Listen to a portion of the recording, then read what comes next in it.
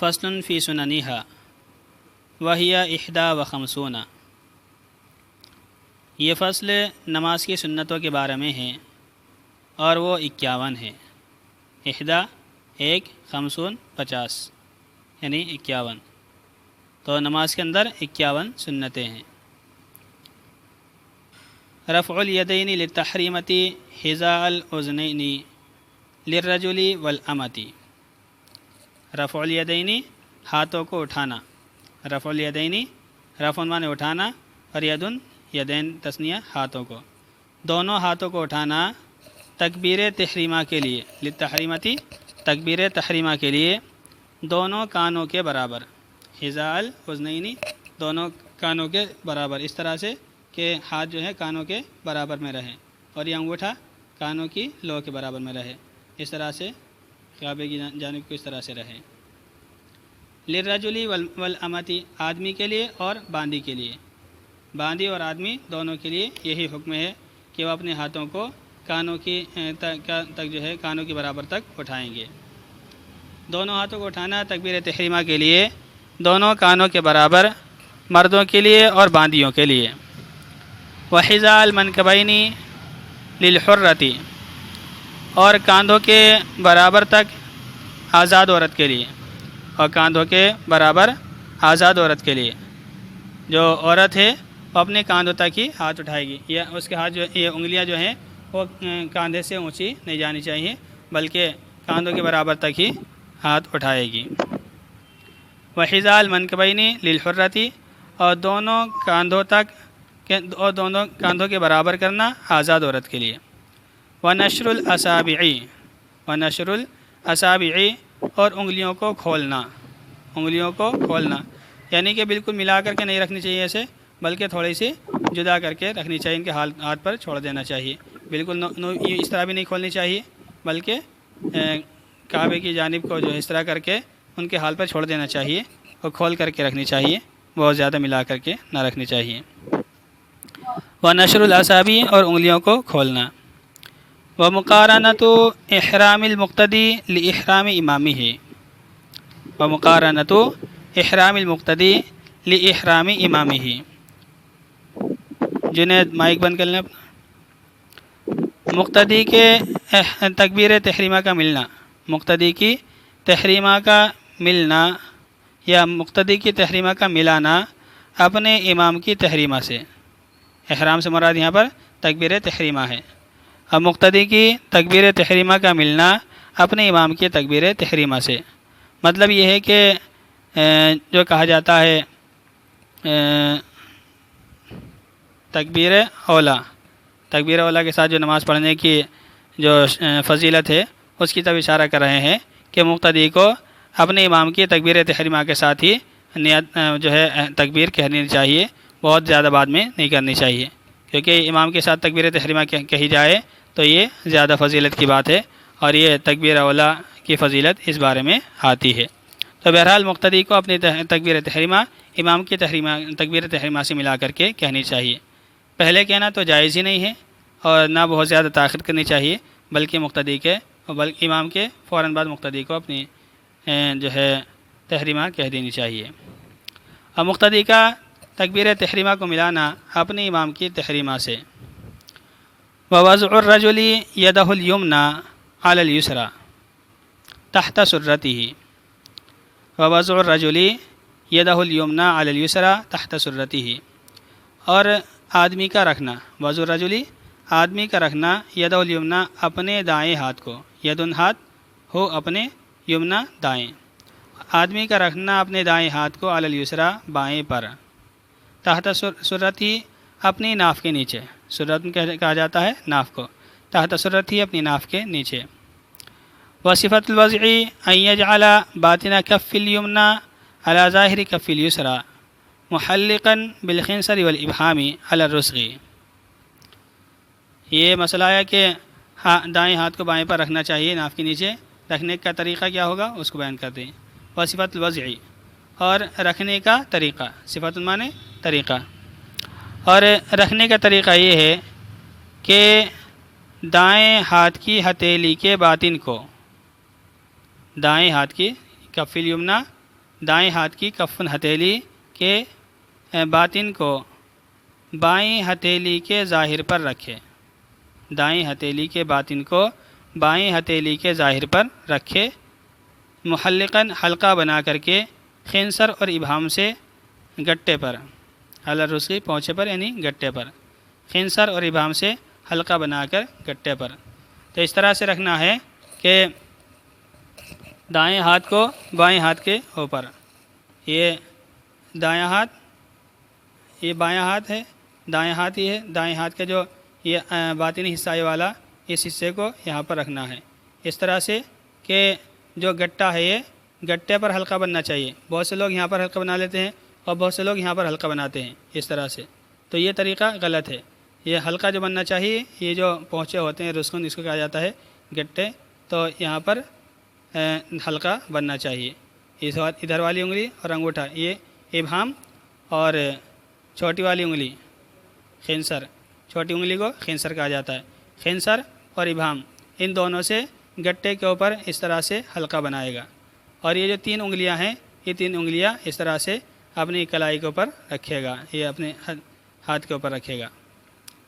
تو رکھنے کا طریقہ یہ ہے کہ دائیں ہاتھ کی ہتھیلی کے باطن کو، دائیں ہاتھ کی ہتھیلی کے باطن کو بائیں ہاتھ کی ہتھیلی کے ظاہر پر رکھے، حلقہ بنا کر کے چھوٹی انگلی اور انگوٹھے سے، خنصر چھوٹی انگلی، ابہام انگوٹھا، حلقہ بناتے ہوئے چھوٹی انگلی اور انگوٹھے سے علی الرسغی گٹے پر، ووضع المرأتی یدیہا علی صدریہا من غیر تحلیق، اور عورت کا اپنے دونوں ہاتھوں کو اپنے سینے پر رکھنا بغیر حلقہ بنائے۔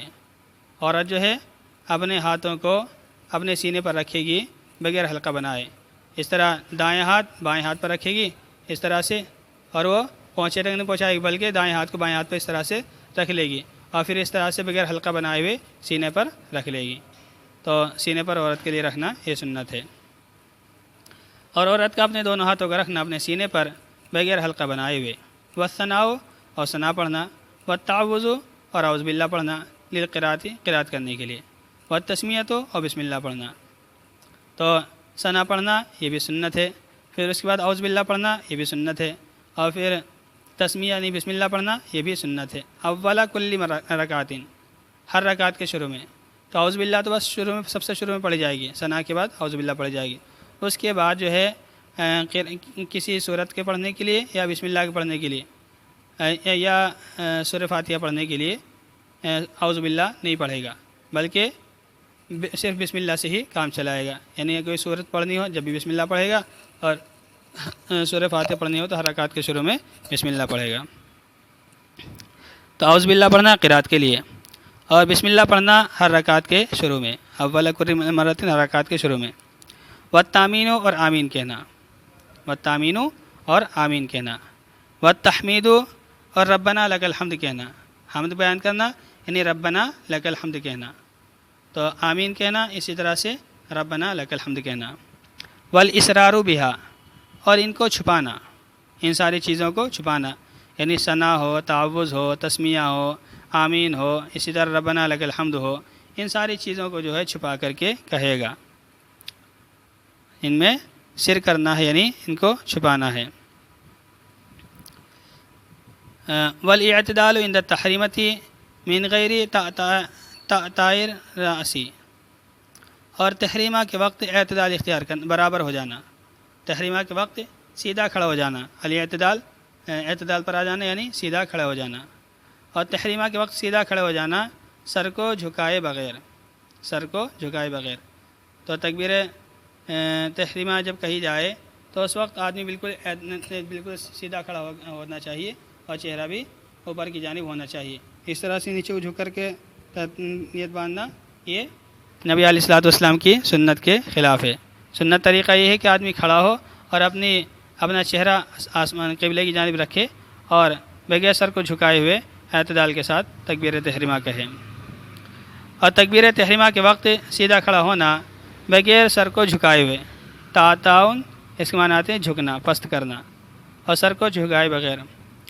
وجہر الامام بالتکبیر والتسمیع، و تفریج اچھا و جہر الامامی بالتکبیر و تسمیع، اور امام کا اللہ اکبر اور سمیع اللہ لمن حمدہ کو زور سے کہنا، امام کا اللہ اکبر اور سمیع اللہ لمن حمدہ کو زور سے کہنا۔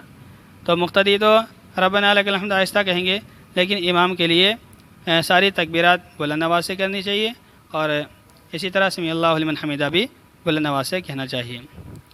و تفریج القدمین فی القیام قدر 4 اصابع، اور دونوں پیروں کو کشادہ رکھنا قیام میں، اور دونوں پیروں کو کشادہ رکھنا قیام میں 4 انگلیوں کی بقدر، یعنی پیر جب کھڑا ہوا جائے تو اتنی چوڑائی پیروں کے درمیان رہے جتنا کہ 4 انگلیوں کے درمیان فاصلہ رہتا ہے۔ یہاں پر یہ مسئلہ رکھیں، یاد رکھیں جو مسئلہ ہے کہ 4 انگلیوں کے برابر ملا کر کے کھڑا ہونا ہے، صرف 4 انگلیوں کا فاصلہ ہونا چاہیے، تو ایسا کسی صریح حدیث کے اندر نہیں آیا ہے، بلکہ حدیث کے اندر یہ ہے کہ وقوم للہ قانتین، اللہ تعالیٰ کے سامنے جو ہے عاجزی کے ساتھ کھڑے ہو جاؤ۔ تو عاجزی یہ ہوتی ہے کہ آدمی مناسب فاصلے کے ساتھ کھڑا ہو، آدمی پیروں کے درمیان مناسب فاصلے لے کر کے کھڑا ہو اور اپنی گناہوں کا اعتراف کرے۔ تو بہرحال احادیث کے اندر یا اسی طرح سے قرآن کریم کے اندر نماز کے لیے کھڑا ہونے کا کوئی متعین طریقہ بیان نہیں کیا گیا ہے۔ تو فقہا نے عام لوگوں کا اعتبار کرتے ہوئے 4 انگلیوں کی مقدار فاصلے کا حکم دیا ہے، لیکن یہ جو حکم ہے یہ عمومی اعتبار سے ہے۔ باقی اگر کوئی شخص موٹا ہو جس سے صرف 4 انگلیوں کی درمیان کی جگہ پر اکتفا نہ ہو سکتی ہو تو وہ اور پیروں کو زیادہ پھیلا سکتا ہے۔ تو اصل یہ ہے کہ اطمینان ہونا چاہیے اور عاجزی ہونی چاہیے، اور دونوں قدموں کو کشادہ کرنا قیام میں 4 انگلیوں کے بقدر۔